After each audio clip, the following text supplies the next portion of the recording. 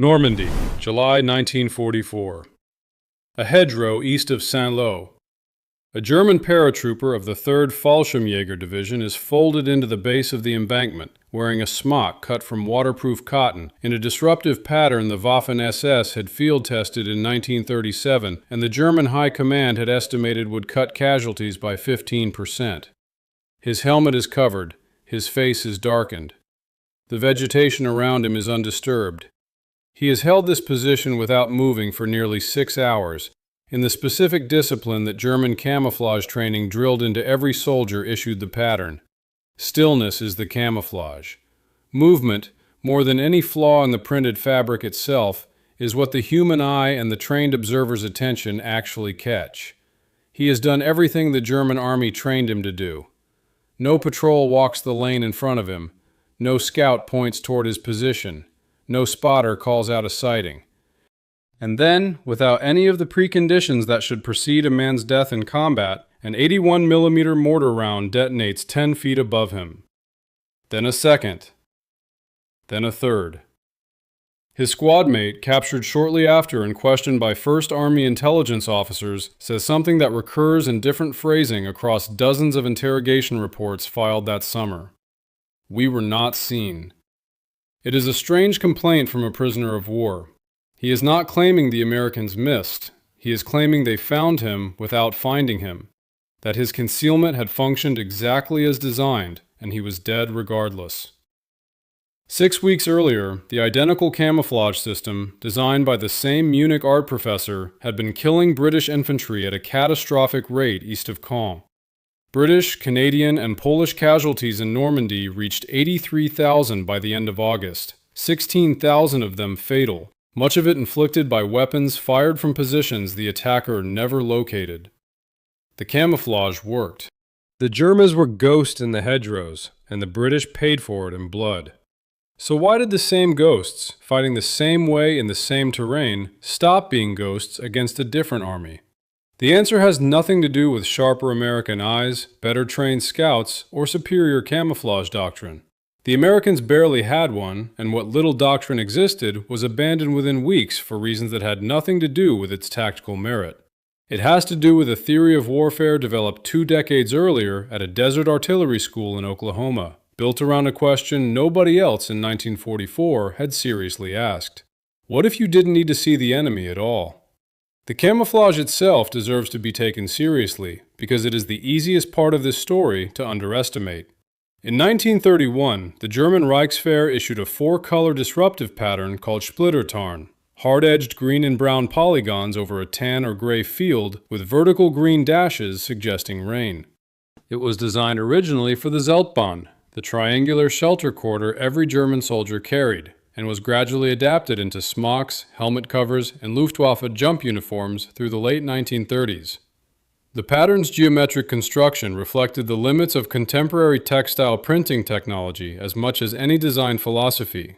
Hard polygon edges were simpler and cheaper to mass-produce accurately than the organic shapes that would come later, and Splittertarn was, by the standards of its successors, a workable but unsophisticated solution.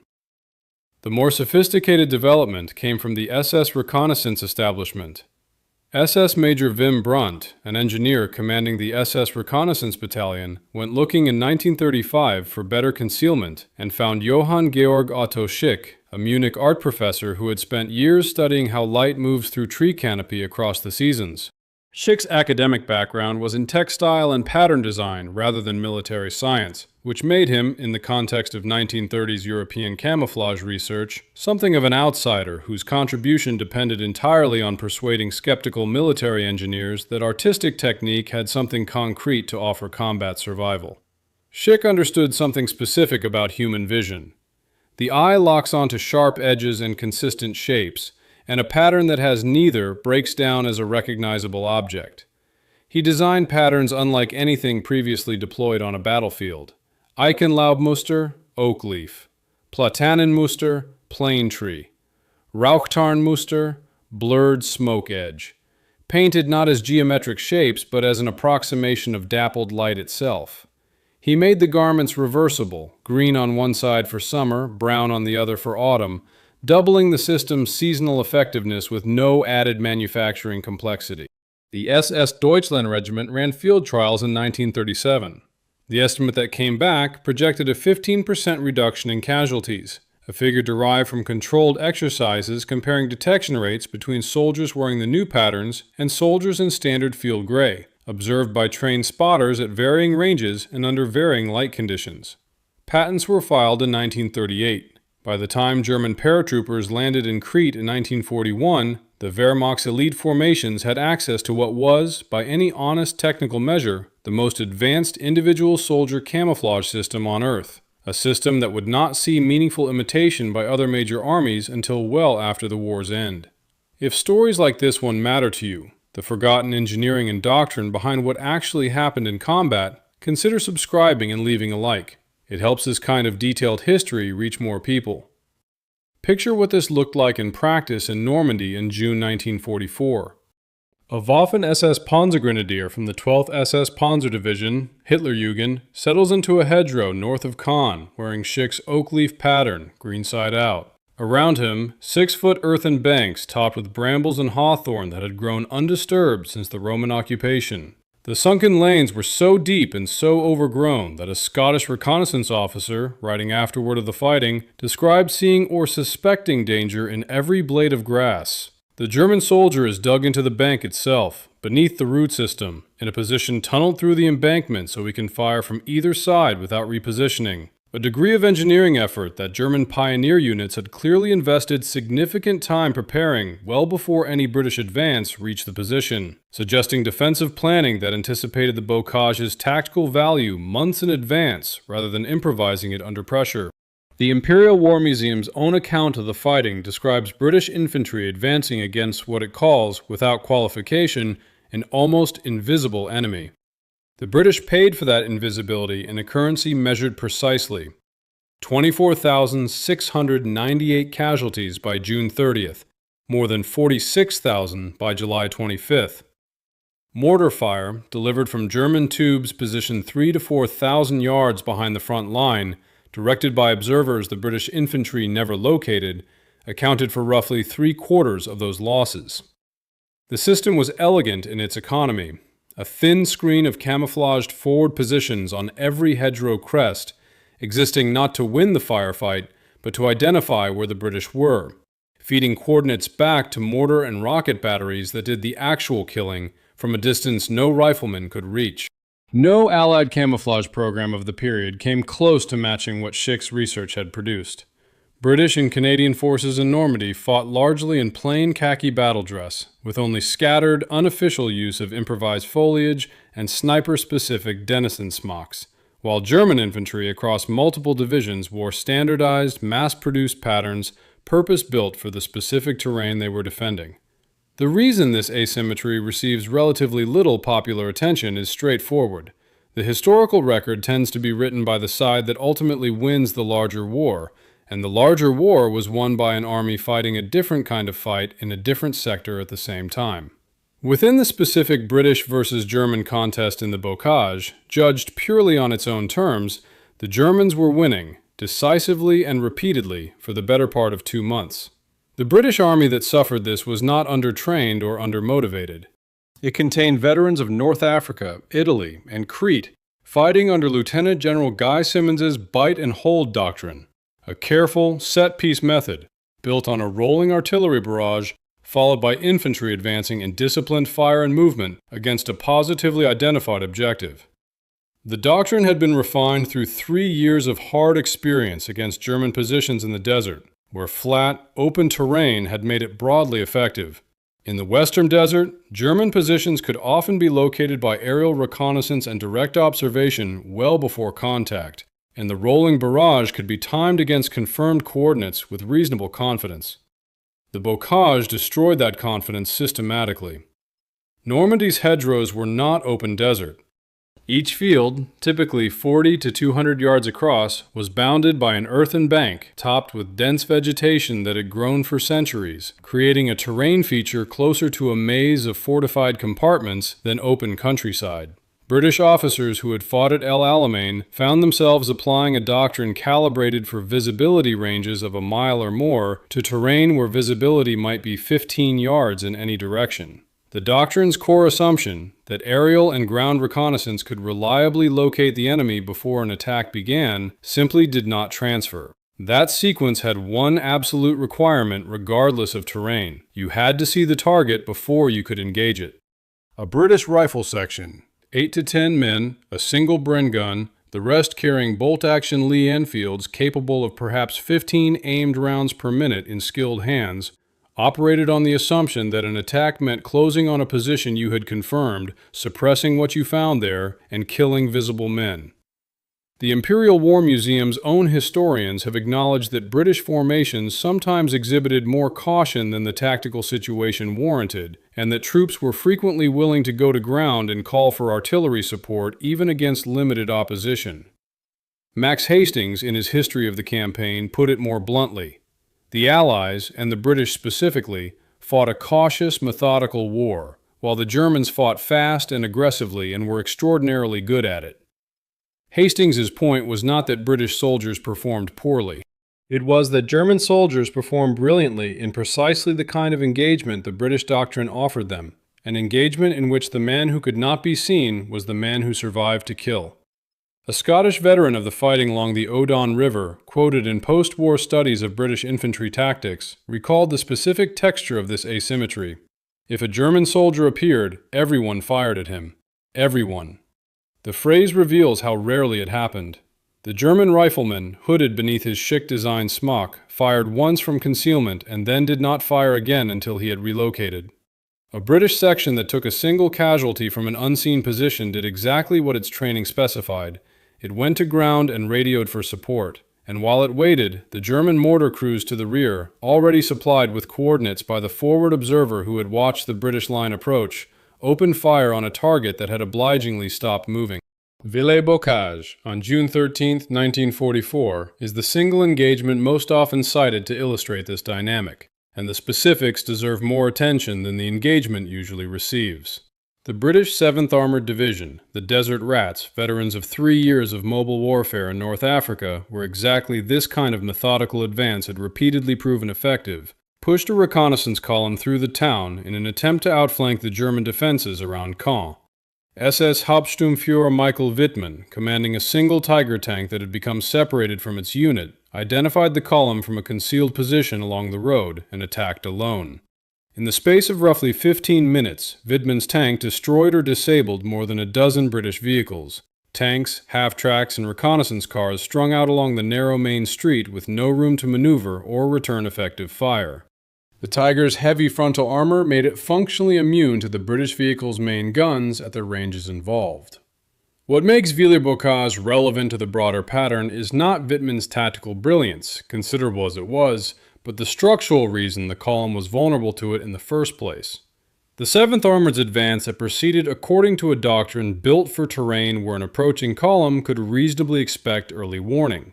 Visual contact with enemy armor at distances measured in hundreds or thousands of yards. Time to deploy into a fighting formation before contact. The Bocage offered none of that warning. A single well-concealed tank, applying exactly the same camouflage principles that protected German infantry in the hedgerows, could engage a road-bound column from point-blank range before anyone in that column had any indication a threat existed. The mechanism that made Schick's camouflage devastating against infantry was, in this instance, scaled up to 60 tons of armored vehicle, with results that British armored doctrine had no immediate answer for. The mechanism that made this work at Villers-Bocage in mid-June, when SS Hauptsturmführer Michael Wittmann's single Tiger tank destroyed a substantial portion of the British 7th Armored Division's lead column in minutes, was the same mechanism operating at platoon scale across the entire Bocage. Nothing in the advancing British formation located the threat until the threat's first round was already in flight. What neither army on either side of that engagement yet understood was that an entirely different theory of target acquisition was about to arrive in the same terrain. The American rifle section, and the American doctrine above it at every level, did not treat seeing the enemy as a precondition for killing him. 20 years before D-Day, the relevant thinking was happening not in France, but at Fort Benning, Georgia and Fort Sill, Oklahoma. Institutions operating on the threadbare budgets of the interwar army, working through a problem more fundamental than any specific tactic. The interwar army that produced this thinking was, by any measure, a marginal institution within American national life. Ranked 17th in the world by size in 1939, smaller than the Army of Romania, chronically underfunded through a depression that saw most government spending categories cut to the bone, the U.S. Army of the 1920s and 1930s had little institutional prestige and even less political support. What it had, in specific pockets, was a culture of taking seriously the lessons of the previous war, at a moment when most of the world's major militaries were more interested in refighting their last victory than in interrogating their own casualty statistics. American infantry doctrine through the 1920s and 1930s had absorbed a specific lesson from the Army's own studies of First World War small arms engagement. In modern combat, the enemy is mostly invisible. He is in a trench, a hedge, a building. The Napoleonic image of two ranks exchanging aimed fire at visible silhouettes had no relationship to what actually happened on a real battlefield, where most infantry fire on both sides was directed at suspected rather than confirmed positions, and the rounds that did the killing were simply the ones that happened to land where an enemy actually was. This was not a uniquely American observation. French and German staff studies of the same war reached broadly similar conclusions, but the American institutional response to the observation diverged sharply from what either European power chose to build. Two decisions followed from this insight, and together they determined the character of the war the American riflemen would fight in 1944. The first was the M1 Garand, adopted as the standard infantry rifle in 1936, the only semi-automatic standard-issue infantry rifle fielded by any major combatant in the entire war. The decision to adopt it had been contested for years within the Army's own ordnance bureaucracy, with traditionalists arguing that a semi-automatic rifle would waste ammunition and erode the fire discipline that bolt-action weapons enforced by their slower cycle. The argument that won was precisely the opposite, that volume of fire against suspected positions was more valuable than disciplined, conserved fire against confirmed ones, and that an army prepared to spend ammunition liberally needed a rifle that could deliver it. A trained American rifleman could fire roughly 24 aimed rounds per minute. A trained British rifleman with a Lee Enfield 15. The German Carabiner 98K's practical rate was lower still. Canceled to the squad, the difference became structural rather than incremental. A 12-man American rifle squad with one Browning automatic rifle and 11 Garands could put roughly 300 rounds downrange in a minute, against perhaps 150 to 180 from a comparable British section. That volume meant the American squad could afford to fire at a location it merely suspected, rather than one it had positively confirmed, without sacrificing the ability to move and observe at the same time. The second decision was doctrinal, and the Army gave it a clinical name: reconnaissance by fire. Field manuals of the period instructed units to fire on likely enemy positions, specifically to provoke a response that would confirm the enemy's presence and location. In Normandy, this produced a specific and repeatable procedure. American armored columns trained their main guns and machine guns alternately left and right of their axis of advance, firing more or less continuously into any terrain that might conceal a position. Tank infantry teams approaching a hedgerow combed the foliage with machine gun fire before any infantrymen stepped through the gap. Supply trucks running partially cleared roads mounted .50 caliber Brownings on their cabs and used them the same way. The Army's own post-war analysis stated the principle without euphemism. When tanks lead an attack, they must use their guns for reconnaissance by fire, and approaches to hedgerows should be combed with machine gun fire as a matter of course, independent of whether a specific threat had been identified. Consider what this meant from inside the German position. A paratrooper wearing Schick's most sophisticated pattern dug into a hedgerow so thoroughly concealed that his own divisional commander could have walked past without seeing him, encounters as the very first event of an American advance a Sherman's coaxial machine gun raking a long burst across his position, with no patrol, no scout, no spotter, and no confirmed sighting preceding it. The tank did not pause to determine whether he was there. It treated the hedge as occupied by default and fired on that assumption. This is the puzzle recorded from inside the German foxhole. The soldier dies. His comrades, interrogated afterward, describe their confusion in terms that translate consistently as, "We cannot understand how he was found." In the German theoretical model of how a man dies in combat, identification necessarily precedes death. The American theory had simply removed that step from the sequence. The rifle squad's volume of fire was only the leading edge of the problem. The deeper mechanism operated above the level of any individual weapon, at the gun line.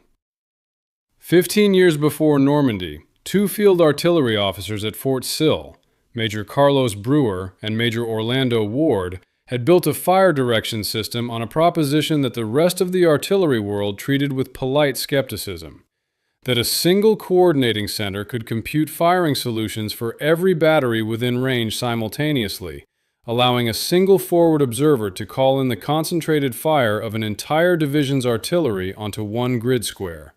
The demonstration at Fort Sill in 1931 was met, by most accounts, with something close to institutional indifference. The communications requirements seemed impractical for the radio equipment then available, and the underlying mathematics, however elegant, struck many career artillery officers as a solution to a problem nobody had asked them to solve. Brewer died before the war began, having never seen what his concept would do in combat. The Americans called the resulting capability time on target. In practice, it meant that an American platoon leader looking at a hedgerow he could not see into could transmit a 6-digit map coordinate and have, within 5 to 7 minutes, between 100 and 300 shells from 105mm and 155mm howitzers detonating inside that grid square. German artillery doctrine, by comparison, required pre-plotted survey positions and deliberate calculation. An unexpected threat from an unanticipated direction could take 10 to 15 minutes before German guns could respond at all. And that response still required the kind of direct observation the German system had been built around. At Hill 192, outside Saint-Lô, the U.S. 2nd Infantry Division fired as many as 20 time-on-target missions per night against a sector barely 2 miles wide to keep the paratroopers of the 3rd Fallschirmjäger Division continuously off balance.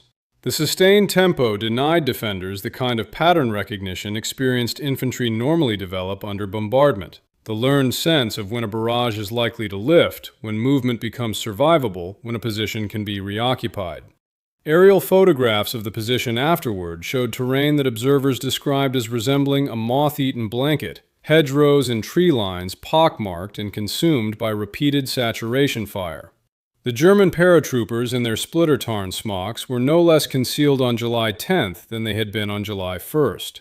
Their concealment had simply become irrelevant because it was a property of their individual bodies, and the shells were not aimed at bodies. They were aimed at the grid square the bodies happened to occupy. When the Americans took Hill 192 on July 11, 1944, the 2nd Infantry Division had lost 594 killed and roughly 3,000 wounded across the fighting for that single position. The German defenders had been effectively wiped out, their bodies found afterwards still in their excellent camouflage, killed by an enemy that in many documented cases had never visually located them at all. Field Marshal Erwin Rommel, writing to the German High Command before he was wounded by Allied air attack in July, identified the actual cause with the precision of a professional who understood exactly what was killing his men. "Their great superiority in artillery," he wrote, "and an outstandingly large supply of ammunition." Rommel, among the most respected practitioners of mobile warfare in the entire German officer corps, was not describing better marksmanship, or even better camouflage from the American side. He was describing a system, and noting that the German army had no comparable answer to it. If you're finding this account valuable, a like helps it reach more viewers, and subscribing means you won't miss the next deep dive into the parts of this war that rarely make it into the standard histories. In December 1944, after the opening of the German Ardennes offensive, General Eisenhower made a request that had been sitting unresolved on his desk for nearly 2 years. Lift the restriction on ground use of the VT fuse, the proximity-fused artillery shell that had been reserved almost exclusively for anti-aircraft applications out of fear that an unexploded round might fall into enemy hands and be reverse-engineered. The fuse had been developed by Section T of the Office of Scientific Research and Development, a program that had consumed roughly 3% of all American physicists working during the war, and that the Navy had guarded with a secrecy comparable to the atomic bomb project, restricting its use over land for 2.5 years specifically because the operational value of surprise was judged to outweigh the tactical benefit of earlier deployment. By December 1944, with German ground forces no longer in a position to meaningfully exploit captured technology before the war's end, that calculation changed. Authorization came back within 48 hours of Eisenhower's request. By the end of the month, hundreds of thousands of VT-fused rounds were being fed into American howitzers across the front. The fuse was a miniature radio transmitter built into the shell's nose, broadcasting continuously as the round flew. When the reflected signal indicated the shell had reached an optimal height above the ground, typically 30 to 50 feet, the fuse detonated automatically, producing a precisely timed airburst that sent fragments raining downward over the entire target area, rather than concentrating blast and fragmentation at the point of ground impact. The engineering required to make this reliable was substantial. The electronics inside the shell had to survive being fired from a cannon, an acceleration force exceeding 20,000 times gravity while spinning at tens of thousands of revolutions per minute, a problem that German ordnance engineers had separately investigated earlier in the war and concluded was not solvable with available vacuum tube technology. They were, on the specific engineering question, wrong, but their assessment was not unreasonable given what German laboratories had managed to test, and it meant German forces went into the last winter of the war with no defensive countermeasure for a weapon their own technical establishment had concluded should not exist. This mattered specifically and devastatingly for camouflage doctrine, because the VT fuse did not care about the kind of cover a concealed rifleman instinctively relied on. A man flat against the earth, hidden in brush or a shallow foxhole, had been protected since 1914 by a simple geometric fact. Fragments from a ground impact shell travel outward and upward, often passing harmlessly over a prone body. The VT fuse inverted that geometry entirely. The detonation happened above the man, and the fragments came down onto him from directly overhead. No posture, no hedgerow, no degree of concealment changed the physics. The chief ordnance officer of the European theater reported that one German patrol caught in the Hürtgen forest by a barrage using the new fuses was found afterward with 96 bodies in a condition observers described, without exaggeration, as having gone through a meat grinder. Every one of them still in concealed positions, still camouflaged, none of it having mattered in the slightest. General George Patton, in a memorandum written shortly after the fuse's introduction to ground combat, stated his assessment without qualification. The VT fuse, he wrote, had won the Battle of the Bulge, and once every army possessed the technology, existing infantry tactics built around taking cover from artillery would need to be entirely reinvented. Patton was not a man given to crediting equipment over soldiers as a rule. The specific exception he made for this fuse reflects how completely it had altered the basic calculus of survival under bombardment. Layer this on top of the Garand's rate of fire, reconnaissance by fire, time on target, and forward observers trained down to platoon level, and the German rifleman in his Schick-designed smock, the technical culmination of 15 years of camouflage research, was facing an army whose theory of finding him did not require finding him at all. It required only knowing with reasonable confidence that he was somewhere within a defined area, and then delivering enough fire into that area that the distinction stopped mattering. The German confusion recorded in interrogation transcripts borders on philosophical. These were not unintelligent men. They were veterans who understood, in the specific way experienced soldiers understand their own survival, what should and should not get them killed.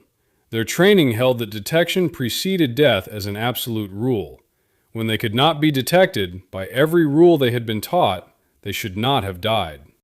The Army's own wartime compilation of German prisoner statements filed as a classified appendix to the broader Combat Lessons series and only declassified decades later, contains a section heading that intelligence officers had titled, without apparent irony, Enemy Comments on American Methods. The entries beneath it, drawn from interrogations conducted at division and corps level throughout 1944, are notable less for their content than for how rarely they vary across units that had no contact with each other and no shared chain of command through which a complaint could have spread. The same 4 words recur, translated slightly differently by different interrogators, in entry after entry. We could not locate them. What the Germans could not produce, structurally rather than through any individual failure, was the combination that the Americans had assembled. They had artillery, they had machine guns, they had time-fused airbursts of their own design. What they did not have was all of it integrated down to the level of a single platoon leader's radio handset, a capability the American Army had spent 15 years quietly building during a period when most of the world, including much of America's own military establishment, considered artillery coordination and infantry rifle volume to be settled, secondary questions not worth further investment. American camouflage doctrine, for what it is worth, barely existed by comparison, and what little there was frequently backfired. American troops issued the M1942 herringbone twill camouflage pattern were repeatedly mistaken at a distance for Waffen-SS troops and fired on by their own side, leading to the pattern's informal abandonment in the European theater within weeks of its introduction. This was not American superiority in the same discipline the Germans had mastered. It was a different discipline entirely, one that had concluded concealment was a problem worth solving only on the enemy's side of the equation. Here is the forensic verdict. The German rifleman in the hedgerow did not fail. His camouflage did not fail. His training did not fail. What failed was the underlying theory of warfare he had been raised inside, a theory in which visibility was the precondition for lethality, shared symmetrically by both the German army that perfected concealment and the British army that suffered most from it. Both sides, in the bocage fighting against each other, were playing the same game by the same rules. The British lost repeatedly to a German opponent who was, within that shared framework, simply better. The American army was not better at that same game. It had stopped playing it. Its doctrine treated the location of the enemy, which patch of terrain, not which specific man, as the operational question, and once a patch of terrain was identified as plausible, the rest was procedure. Comb it with machine gun fire, drop mortars on it, call time on target, drive a Sherman through it. A man could be wearing the most sophisticated dappled foliage pattern Otto Schick had ever designed, and it would not matter, because that pattern was a property of the man, and the American response was directed at the ground he occupied, rather than at him specifically. This was not American tactical genius in the sense the war's popular mythology often assumes. It was the accumulated output of 3 separate, unglamorous institutional investments made over 15 years. The Fort Sill Fire Direction Center, the Garand-equipped Rifle Squad, and Section T's Proximity Fuse. 3 programs that arrived in the same Normandy hedgerow within weeks of one another, more by coincidence of timing than by design. None of the 3 institutions building them set out to solve the camouflage problem specifically. Camouflage was never the target. It simply stopped mattering as a side effect. Individually, the Germans had rough equivalents to most of these pieces. The Wehrmacht's artillery doctrine was, by most professional assessments, technically excellent within its own terms. German infantry tactics emphasized initiative and aggression in ways American doctrine sometimes envied. What the Germans never built was the integration, the combination running, in practice, all the way down to a single forward observer's field radio, available to a lieutenant rather than reserved for a corps commander's planning staff. The institutional reasons for that gap are worth stating plainly, because they explain something beyond this single campaign. German military culture, for all its tactical sophistication, organized itself around the principle that the individual unit commander's judgment and initiative were the primary instruments of combat effectiveness, a principle called Auftragstaktik, mission-type tactics, that produced extraordinary small unit leadership throughout the war. American doctrine, by contrast, increasingly treated the individual soldier and his immediate commander as nodes in a larger coordinated system, with judgment exercised less at the point of contact and more in the design of the system itself, well before any specific engagement occurred. Both approaches produced excellent soldiers. Only one of them produced an artillery network that could respond to an unconfirmed threat in 5 minutes, regardless of which lieutenant happened to be holding the radio that day. Otto Schick, the Munich art professor whose camouflage research had produced the most advanced individual soldier concealment system of the war, survived the conflict and continued working in textile design afterward. His patterns, in modified forms, would influence camouflage development for decades, including post-war German Bundeswehr designs and elements of camouflage doctrine adopted by other NATO militaries once the war's lessons had been fully absorbed. The irony embedded in that legacy is specific.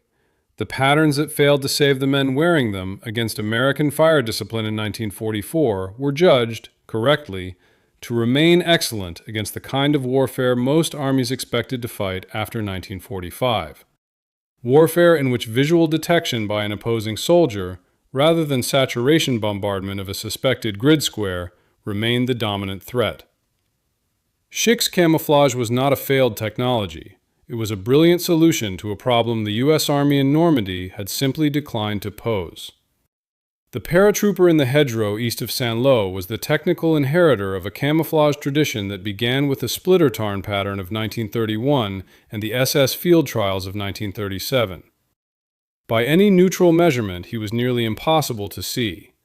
The mortar that killed him did not need to see him. It needed only a grid coordinate that probably contained a hedge that probably contained someone, and a willingness to saturate that coordinate regardless of whether the someone had ever been confirmed. He died without understanding what had killed him, because the framework he had trained inside did not contain the possibility of dying unseen. The German theory of combat was deterministic. If undetected, then unharmed. The American theory was probabilistic. Detection was never guaranteed, so the system was built to make that uncertainty survivable through sufficient density of fire. Both theories were internally coherent. Only one of them matched the conditions actually present in the bocage in the summer of 1944. If this forensic account gave you something to think about, hit the like button and subscribe. It's how stories like this one reach the people who care about getting the history right.